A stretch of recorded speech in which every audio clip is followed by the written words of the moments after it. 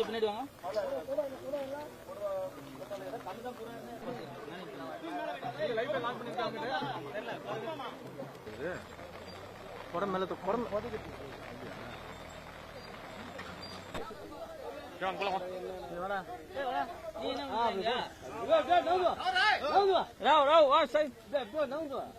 தேவையான அனைத்து உதவிகளையும் செய்வதற்கு உத்தரவிட்டேன்.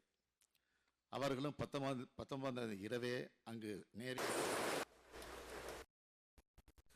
47 நபர்கள் சிகிச்சை பலனின்றி உயிரிழந்திருக்கிறார்கள். அவர்கள் 18. இந்த சம்பவம் தொடர்பாக கோவிந்தராஜ் என்கிற கண்ணுக்குட்டி என்பவர் காவல்துறையினரால் உடனடியாக கைது செய்யப்பட்டிருக்கிறார். அவரிடமிருந்து 200 லிட்டர் மெத்தனால் சாராயம் கைப்பற்றப்பட்டுள்ளது. மேலும் இந்த சம்பவத்தில் தொடர்புடைய தாமோதரன், மதன், விஜயா, கணவன் பெயர் கோவிந்தராஜ் ஆகிய 3 நபர்களும் கைது செய்யப்பட்டிருக்கிறார்கள்.